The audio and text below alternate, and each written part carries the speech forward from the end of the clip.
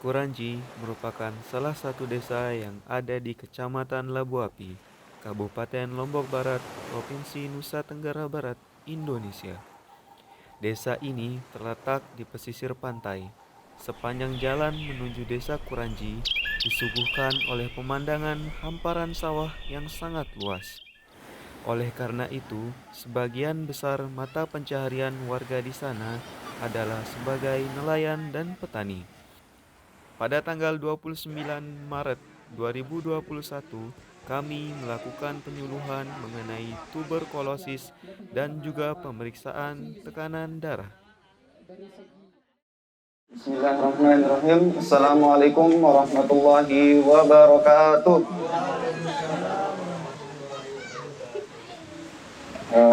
Baik, ama-ama Inaina tiang ya presentasi nggih tentang TBC nih ya. Baiklah. TBC atau disingkat bisa juga ada yang bilang TB, ada yang bilang TBC. Kepanjangan dari TBC ini ke tuberkulosis nggih. Penyakit tersebut disebabkan oleh bakteri nike. Nah, bakteri nike aran Mycobacterium tuberculosa. Nah, TBC nike biasa dia nyerang paru-paru, tapi TBC nike ndek cuma paru-paru doang bakat seluruh tubuh, tapi yang sering diserang nike adalah paru-paru biasa. Nah, TBC nike dia nyebar lewat udara. Bermula dari dengan yang memiliki penyakit TBC nike batuk atau bersin di sekitar kita. Nah, nike yang dengan TBC nike biasa dihindari oleh dengan karena bisa menular lewat udara. Nah, nike penyebaran TBC saat Mycobacterium tuberculosa nike, bakteri saat nyebabin TBC nike berhasil menginfeksi paru-paru, maka dengan segera tumbuh koloni bakteri. Jadi misal sekali doang tamu TBC nike bawon berkembang biak oleh paru-paru. Jadi menyebar, ngone-ngone bertumbuh terus penuh.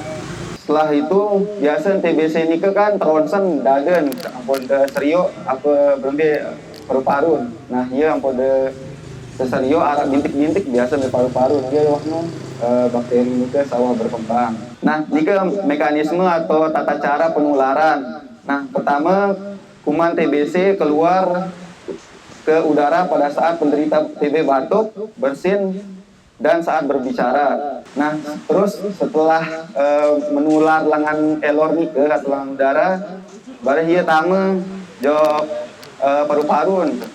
Nah, setelah itu nanti di paru-paru dia akan berkembang biak. Ya, setelah dia berkembang biak, ada dua kemungkinan.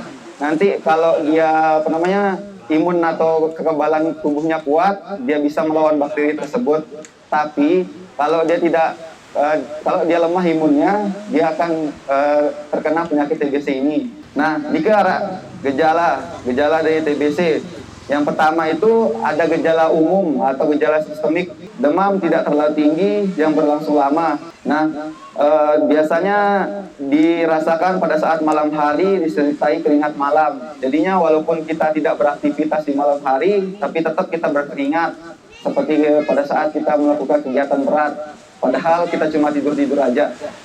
Nah, yang kedua itu penurunan nafsu makan dan berat badan. Selanjutnya itu ada batuk-batuk selama lebih dari 3 minggu.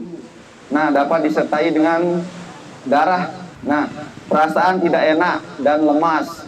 Terus tergantung dari organ yang mana yang diserang. Jadinya yang seperti yang sudah saya bilang tadi, TBC itu tidak melulu menyerang paru-paru, tapi juga bisa ke semua tubuh.